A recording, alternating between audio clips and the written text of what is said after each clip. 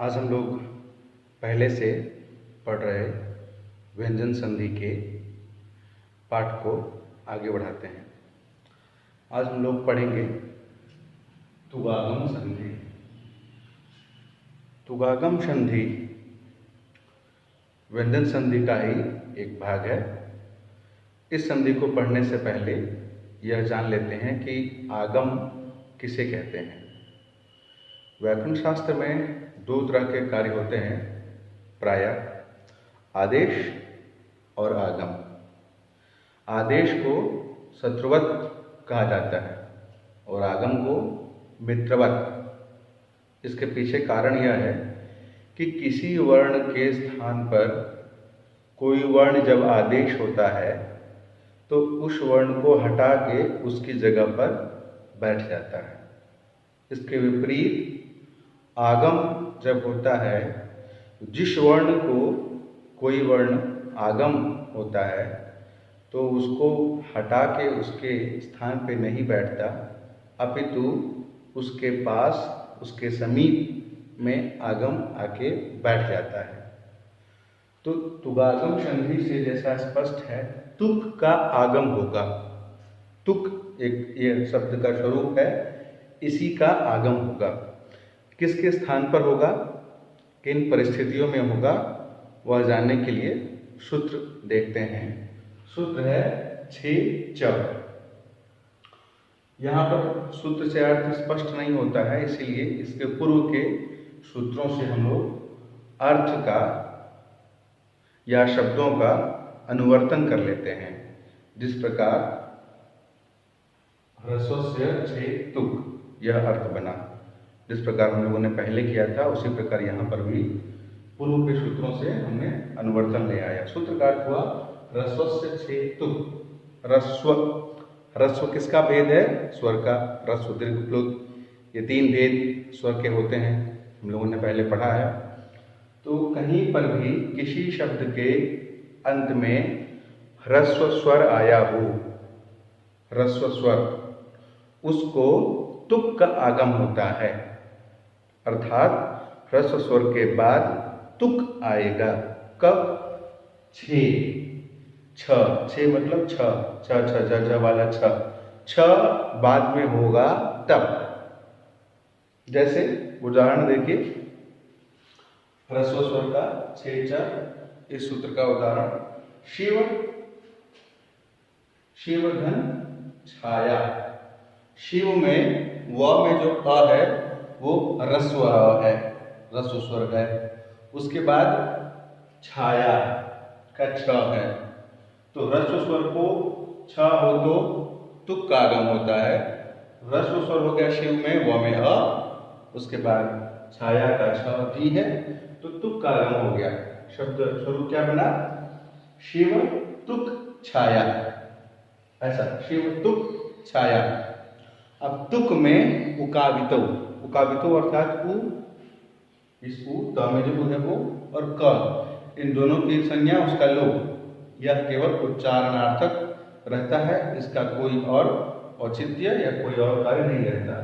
उ और क चला गया, क्या बचा? त। शिव त छाया, ये स्थिति आ गई। अब इस परिस्थिति में शिव त छाया, यहाँ पर कौन सी संधि संभावित है? तो स्तोह, श्चुना, श्चुः। स और तवर्ग के बाद श या चवर्ग का योग हो तो स और तवर्ग को श या चवर्ग आदेश होता है। ये हम लोगों ने पहले पढ़ा है। उस नियमानुसार शिव में जो शिव के बाद त है, उसके बाद चवर्ग का वर्ण है छ, चवर्ग मिला। अब इस त को क्या हो जाएगा? च, त को च, क्या शब्द बनेगा? शिवत छाया, शिवत छाया, ऐसा बनेगा। कुछ और उदाहरण देखिए इसी प्रकार, इसी प्रक्रिया के अनुसार जो सिद्ध होंगे। स्व छात्र, स्व मतलब अपना, छात्र, स्व में व में भी आगे अ है, व के बाद ह्रस्व अ मिला, फिर छात्र का छ, यहाँ भी इसी प्रक्रिया के अनुसार तुक का आगम हुआ। तुक में उ और क चला गया, त बचा, स्व त छात्र, फिर स्तोह शुनाश्चुः, इस सूत्र से त के स्थान पर च हुआ तो स्वच्छात्र ऐसा बनेगा। और अगला एक और उदाहरण देखिए, शोधत छात्र, शोधत छात्र, शोध, ध में अ, ह्रस्व अ स्वर मिला, फिर छात्र का छ मिला, यहाँ पर भी तुक का आगम होगा, तुक में उ क चला गया, शोध त छात्र, फिर स्तोह शुनाश्चुः, इस सूत्र से त के स्थान पर च हुआ तो शोधत छात्र ऐसा स्वर स्वरूप निष्पन्न हुआ। देवत छत्रम, देव का छत्र, छत्र छाया कांति, देव में वो में अ ह्रस्व स्वर है, छत्रम का छ है, यहाँ भी तुक का आगम, देव त छत्रम, त को स्तोह शुनाश्चुः से च देवत छत्रम ऐसा शब्द बनेगा।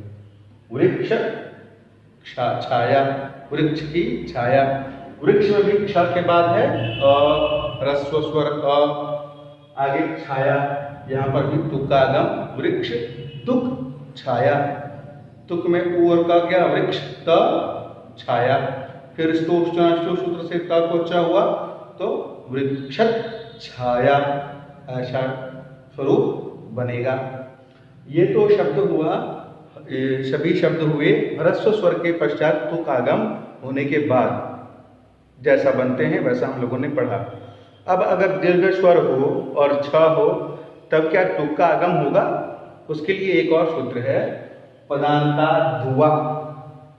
इस सूत्र ने सिर्फ एक विशेष नियम कर दिया कि किसी शब्द के अंत में अगर दीर्घ स्वर हो और उसके बाद छे हो, छ हो, तो वहां पर वा अर्थात विकल्प से, ऑप्शनल, आप चाहें तो तुक का आगम कर सकते हैं, नहीं भी कर सकते हैं।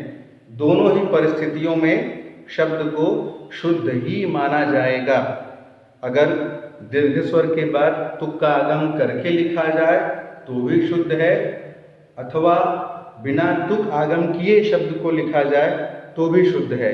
उदाहरण देखिए, इस सूत्र का पहले देख लेते हैं। पदांताद्धुवा, दीर्घात पदांतात् छे तुक वा। दीर्घात पदांतात्, पद मतलब शब्द, उसके अंत में अगर दीर्घ स्वर हो तो दीर्घात, उसके बाद छे, छे को तुक का आगम, छे अगर छ परे हो, छ बाद में हो तो तुक का आगम होता है। अंतर केवल इतना ही है, ह्रस्व स्वर की जगह यहाँ दीर्घ स्वर को लेना है और यह विकल्प से होगा। दोनों ही परिस्थितियों में तुक का आगम होगा, लेकिन दीर्घ के बाद तुक का आगम विकल्प से होगा। जैसे लक्ष्मी धन छाया, लक्ष्मी में जो म के बाद ई है वो दीर्घ ई है, लक्ष्मी। इसके बाद छाया का छ है, ये निमित्त तो दोनों एक ही जैसा रहेगा, दोनों जगह छ बाद में होना चाहिए, लेकिन ह्रस्व के बाद विकल्प से नहीं होगा, नित्य होगा, और दीर्घ के बाद विकल्प से होगा, ये अंतर है। लक्ष्मी छाया में ह्रस्व नहीं है, दीर्घ ईकार है, लक्ष्मी में तुक का आगम हो गया, लक्ष्मी तुक छाया। यहाँ पर भी तुक में उकावित उ और क की संज्ञा, उसका लोप चला गया, कोई उसका औचित्य नहीं, तो लक्ष्मी त छाया। इसके बाद यहाँ भी स्तोह शुनाश्चुः सूत्र आएगा, तवर्ग के बाद चवर्ग है तो त को च क्या बनेगा, लक्ष्मी छाया ऐसा बनेगा। कुछ और उदाहरण देखिए और स्पष्ट हो जाएगा। देवी, देवी छाया, देवी में दीर्घ ई है, पदांताद्वा सूत्र से विकल्प से तुक आगम हो गया, देवी तुक छाया, तुक में उ और क गया, देवी त छाया। स्तोष्णाष्ट सूत्र से, स्तोष्णाष्ट सूत्र से त को च हो गया तो देवी छाया। गौरी छत्रम, गौरी दीर्घई, छत्रम है आगे छ, तुक आगम, गौरी तुक छत्रम, तुक में उ का गया, देवी माफ कीजिएगा, गौरी त छत्रम, फिर स्तोष्णाष्ट से त को च हो गया तो गौरी छत्रम। सरस्वती छाया, सरस्वती में भी दीर्घ ईकार है, उधर छाया है तो सरस्वती छाया, तुक करिए, ऊ का त का लोप करिए, त करिए, त का स्तो ष्टो से च कर दीजिए, सरस्वती छाया। वाराणसी छात्र, वाराणसी का छात्र, वाराणसी दृगई का, उधर छात्र का छ, वहां पर भी तुक का आगम, वाराणसी तुक छात्र, तुक में ऊ और क गया, वाराणसी त छात्र, स्तोह शुनाष्टो सूत्र से त को च करिए, वाराणसी छात्र। ये तुगागम संधि के सूत्र और उदाहरण हैं। विसर्ग संधि, संधि के बारे में, उसकी परिभाषा के बारे में आप लोगों को पता है कि दो वर्णों के मेल से उत्पन्न होने वाले विकार को संधि कहते हैं। मिलने वाले वर्ण अगर स्वर हो तो स्वर संधि, अगर व्यंजन हो तो वो व्यंजन संधि। लेकिन अगर स्वर और व्यंजन से इतर भिन्न विसर्ग के स्थान पर कोई कार्य करें, विसर्ग में कोई विकार उत्पन्न हो तो उसे विसर्ग संधि कहा जाता है। ये इसकी परिभाषा है, सामान्य परिभाषा। अब हम पहला सूत्र पढ़ते हैं, विसर्जनीयस्य सह। विसर्जनीयस्य, विसर्जनीयस्य, विसर्ग के स्थान पर सह, स आदेश होता है। कब आदेश होगा? तो उसके लिए एक निमित्त है कि खरी, खर प्रत्याहार का वर्ण अगर बाद में रहेगा विसर्ग के, तो विसर्ग के ही स्थान पर स आदेश हो जाएगा। जैसे विष्णु त्राता, यहाँ विसर्ग है, उसके बाद खर प्रत्याहार का वर्ण है कि नहीं? आइए हम लोग देखते हैं खर प्रत्याहार कहाँ से कहाँ तक बनेगा। ख, फ, छ, ठ, थ, च, ट, त आ गया। तो ये जो त्राता का त है वो खर में आता है, खर प्रत्याहार में आता है। श, सर के र तक खर प्रत्याहार बनता है। अब चूंकि हमारा निवृत्ति मिल गया, खर प्रत्याहार का वर्ण बाद में मिल गया, इसीलिए हम विसर्ग के स्थान पर स कर देंगे तो विष्णुस्त्राता ऐसा बनेगा। सामान्य है। आगे बढ़ते हैं। दूसरा सूत्र, अतो रूरप प्लुता दप्लुते। अतो रूरप प्लुता दप्लुते, यह सूत्र र के स्थान पर उ आदेश करता है। ध्यान दीजिएगा, र के स्थान पर। हम लोग विसर्ग संधि तो पढ़ रहे हैं, लेकिन यह सूत्र र के स्थान पर उ आदेश करता है। किन परिस्थितियों में करेगा? इसका अर्थ देखिए, अतः रोह अप्लुता दप्लुते। अप्लुत अ अर्थात ह्रस्व अ के बाद फिर ह्रस्व अ आए और दोनों के बीच में अगर र आए तो उस र को उ आदेश हो जाएगा, अर्थात दोनों ही तरफ अ होना चाहिए। अप्लुत से यहाँ पे आप केवल ह्रस्व को पकड़िएगा, दीर्घ या प्लुत नहीं। तो ह्रस्व अ इधर भी हो, ह्रस्व अ इधर भी हो और बीच में अगर र आए तो उस र को उ आदेश हो जाएगा। अब विसर्ग संधि में ये र कहाँ से आ गया? इसके पहले, इसको पढ़ने से पहले यह जानना आवश्यक है कि विसर्ग कैसे होता है, विसर्ग किसको होता है, किसके स्थान पर विसर्ग आता है और किस प्रकार आता है। तो आपने सबसे पहले हम लेते हैं रामा। रामा शब्द जो सिद्ध होता है, या बालकः, या जो भी आपका नाम है उसके आगे विसर्ग लगाइए। अगर पुल्लिंग का शब्द है, कारांत है, तो बालकः, विद्यालयः, रामः, मार्गः, वृक्षः, इन सभी शब्दों में विसर्ग आता कहाँ से है, इसको जानना आवश्यक है, तब ये समझ में आएगा। तो सबसे पहले राम शब्द से सु विभक्ति आती है। कौन विभक्ति? सु, प्रथमा विभक्ति के एक वचन में सु, राम सु। राम सु आने होने के बाद इस उ का हो जाता है लोप, राम स, ऐसा बना। अब एक सूत्र है सस जुषोरु, देखिए यहाँ पे लिखा है सस जुषोरु। ये शस और सजुष का जो भी स उसको रु आदेश करता है, विभक्ति संबंधी स के स्थान पर रु आदेश करता है। तो आदेश करेगा तो स को हटा के इसके स्थान पर क्या आ जाएगा? रु। क्या बन गया? राम रु। अब रु में उ का हो गया लो, इत संज्ञा लो, वो भी चला गया, वो भी उच्चारण तक। क्या बन गया? राम र, ऐसा बना राम र। अब अगला सूत्र है खरवसानयोर विसर्जनीय। खर अर्थात खर प्रत्याहार का वर्ण और अवसान, अवसान करते हैं वर्णों का अभाव। अगर आगे कोई वर्ण ही ना हो तो अवसान कहेंगे। उस दृष्टिकोण से दोनों ही परिस्थितियों में अगर र के बाद अवसान हो अर्थात वर्णों का अभाव हो या खर प्रत्याहार का वर्ण हो तो विसर्जनीय उस र के स्थान पर क्या हो जाएगा, विसर्ग हो जाएगा। तो हम विसर्ग कर देते हैं र के स्थान पे, क्या बन गया, रामः। ये इतनी लंबी प्रक्रिया है, कहीं पर भी विसर्ग आने से पहले स को रू, र में गया उ, बचा र, राम र, और खरवसानी और विसर्जनीय सूत्र से र को विसर्ग रामः ऐसा बन गया। अब इस सूत्र का अर्थ देखिए, अतोरुरप्लुता दप्लुते सूत्र का अर्थ, ह्रस्व अ के बाद र हो, फिर र के बाद ह्रस्व अ हो तो र को हो जाता है उ। कैसे, शिवः धन अर्च्यः। उदाहरण देखिए और स्पष्ट हो जाएगा, शिवः धन अर्च्यः। अब यहाँ पर शिवः में जो विसर्ग है उसके पहले स था, इस प्रकार देखिए स्पष्ट करने के लिए, शिव श अर्च्य, ये स्वरूप था। ये विसर्ग स जो है वो सुविभक्ति वाला विसर्ग स है। अब इसको स्वरूप से हो गया रू, शिवरू अर्च्य, रू में भी गया रू तो शिवर अर्च्य। अब यह सूत्र आएगा, अतुरप्लुता दप्लुते, ह्रस्व अ के बाद र हो फिर ह्रस्व अ हो तो उ आदेश करिए। शिव में व में ह्रस्व अ है कि नहीं, बिल्कुल है। उसके बाद र है कि नहीं, है। फिर र के बाद ह्रस्व अ है कि नहीं, अर्च्य का अ ह्रस्व अ है। तब इस सूत्र के द्वारा र के स्थान पर क्या हो गया, उ, शिव उ अर्च्य, ऐसा बना। अब यहाँ पर कौन सूत्र आएगा, हम लोगों ने पहले पढ़ा है, आगुण, बिल्कुल। अवर्ण के बाद ई उ हो तो गुण आदेश होता है। क्या बना, शिवो अर्च्य। अब पूर्व रूप संधि विधायक सूत्र के द्वारा इस अ का पूर्व रूप हो जाता है।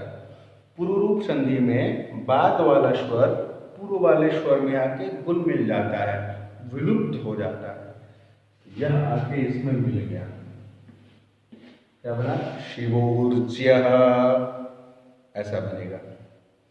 अब दूसरा सूत्र जो है उसको देखते हैं, हर्षिच। यह सूत्र वही कार्य करता है जो अतोरुरप्लुता दप्लुते कर रहा था, लेकिन निमित्त बदल जाता है। ह्रस्व अ के बाद र को उ करता है यह सूत्र। हर्ष प्रत्याहार का वर्ण अगर बाद में हो तो हर्षिच। पूर्व सूत्र का अनुवर्तन ले आइए, ह्रस्व अ के बाद अगर र हो तो उस र के स्थान पर उ आदेश हो जाए, अगर बाद में हर्ष प्रत्याहार का वर्ण हो तो। उदाहरण देखिए, शिवः वन्द्यः। यहाँ पर भी पूरी प्रक्रिया पूर्व की भांति ही होगी। शिवश वन्द्यः, शिवश में जो श है वो विभक्ति वाला है, और उस विभक्ति वाला जो स है उसके स्थान पर रू आदेश हो जाएगा स्वरूप सूत्र से, तो शिवरू वन्द्यः। अब पुनः उ का लोप, शिवर वन्द्यः। अब आएगा सूत्र हर्षिच। ह्रस्व अ के बाद र हो तो उसके स्थान पर उ आदेश हो जाता है, बाद में हर्ष प्रत्याहार का वर्ण हो तो। यहाँ देखिए, शिव में व में अ, ह्रस्व अ है कि नहीं, ह्रस्व स्वर है कि नहीं, बिल्कुल है। फिर र भी है। अब देखना है उसके बाद हर्ष प्रत्याहार का वर्ण है कि नहीं, उसके बाद क्या है, व, तो वह हर्ष प्रत्याहार में आता है, बिल्कुल आता है। देखिए कैसे आएगा, हयवृट के ह से लेके जब गर्दश से श तक हर्ष प्रत्याहार बनेगा, तो ह य व आ गया, वो इस प्रत्याहार में। अब हम इस उ के स्थान पर र के स्थान पर उ कर देंगे, शिव उ वन्द्यः। फिर गुण संधि होगी अ और ओ, शिवो वन्द्यः, ऐसा बनेगा। अब अगला उदाहरण, अगला सूत्र, रोरी। रोरी, रोरी में दो रो है, तो रो मतलब रू का लोप हो जाए, कब, री, र बाद में हो तो। कहीं पर भी किसी भी शब्द में अगर दो र एक साथ आ जाएं, दो र एक साथ आ जाएं तो पहले वाले र का लोप हो जाता है। एक रहेगा लेकिन पहले वाले र का लोप हो जाता है, गायब हो जाता है वो। और एक विशेष कार्य होता है वहां पर, एक र का लोप होने के बाद एक अगला सूत्र आता है, ड्रलोपे पूर्वस्य दीर्घोड़ा। ड्रलोपे पूर्वस्य दीर्घोड़ा। ड्रलोपे, वहां दो वर्ण है, ढ और र। लोपे मतलब लोप होने पर, अर्थात कहीं पर भी ढ अथवा र का लोप होने पर पूर्वस्य, उसके पूर्व, जहां पे लोप हुआ है उसके पहले जो अण प्रत्याहार का कोई अक्षर है तो उसको दीर्घ हो जाता है। अर्थात कहीं पर अगर दो र एक साथ आएंगे तो पहले वाले र का लोप हो जाएगा रोरी सूत्र के द्वारा। रोरी सूत्र का अर्थ यही होता है, दो र एक साथ आए तो पहले वाले का लोप हो जाए। अब जैसे ही यह लोप करेगा वैसे अगला सूत्र आता है, ढलोपे पूर्वस्य दीर्घोड़ा। अर्थात ढ और र, तो ढ का तो हम लोग यहाँ नहीं संधि कर रहे हैं, उसकी चर्चा यहाँ नहीं है, अन्यत्र होती है। हम लोग र को पकड़ते हैं। अगर र का लोप हुआ हो, उसके पहले अण प्रत्याहार का वर्ण हो, अण प्रत्याहार अयुण के अ, अयुण के अ से लेकर अयुण के ण तक ही बनेगा, अर्थात तीन वर्ण आएंगे अण प्रत्याहार में, अ ई उ। तो र का लोप होने के पहले, जस्ट पहले अगर इन तीनों में से कोई भी वर्ण आए तो इनको दीर्घ हो जाता है। अ को आ, ई को दीर्घ ई, उ को भी दीर्घ उ। कैसे? पुनः रमते शब्द है, पुनः रमते। यहाँ पर भी शुरुआत से हम लोग देखते हैं पुनस रमते, यह स्थिति है। क्या है? पुनस रमते। अब सबसे पहले पुनस में स को हो गया रू, सूत्र के द्वारा रू हो गया, तो पुनरु रमते, रू में गया उ, तो पुनर्रमते, दो र एक साथ आ गया। वैसे ही यह सूत्र आ जाएगा रोरी, रेफ से रेफे परिलोप, र के बाद र हो तो पहले र का लोप हो, यहाँ र है फिर र है, दो र मिला तो पहले वाले का हम लोग लोप कर देंगे, पुनः रमते, ऐसा बना। अब आएगा ढलोपे पूर्वस्य दीर्घोड़ा। जहां हम र का लोप किए हों उसके पहले अ ई उ में से कोई भी हो तो उसके स्थान पर दीर्घ होता है, अण प्रत्याहार का वर्ण। यहाँ र का लोप किए हैं हम लोग, बिल्कुल किए हैं।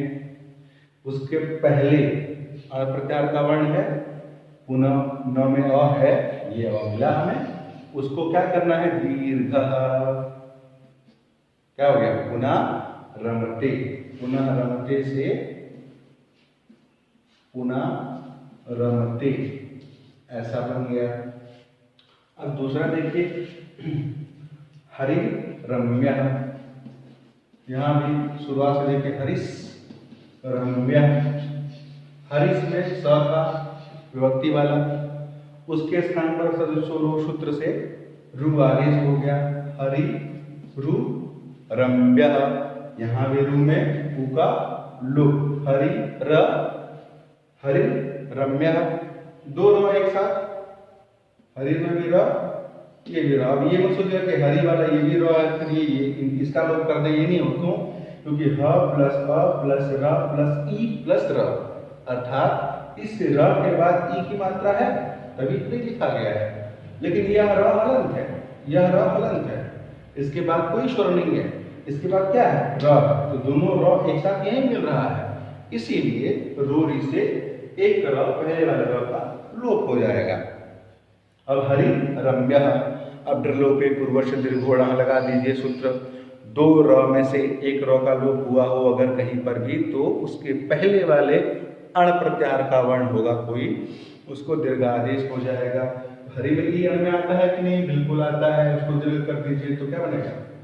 हरि रम्य। इस प्रकार लिखा जाएगा, दीर्घ हो जाएगा। ये ह्रस्व ई को दीर्घ ई आदेश हो गया। इसी तरह से शंभु राजते, अगला एग्जाम्पल शंभु राजते। यहाँ पर भी सबसे पहले स रहता है, शंभुस राजते।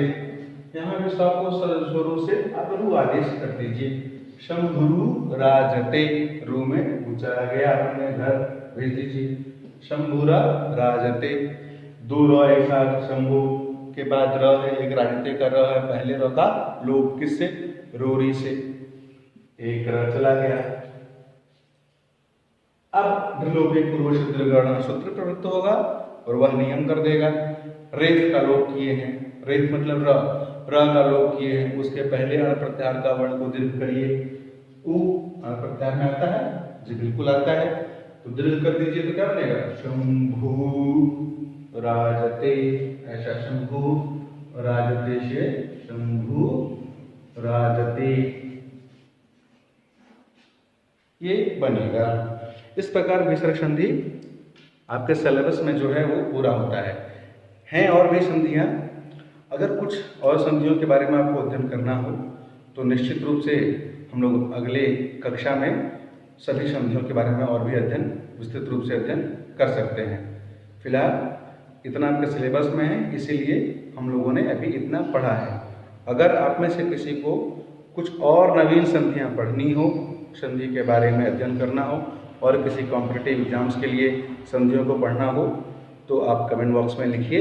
हम लोग उस संधि के बारे में भी सूत्र उदाहरण पूर्वक विस्तृत रूप से अध्ययन करेंगे। धन्यवाद।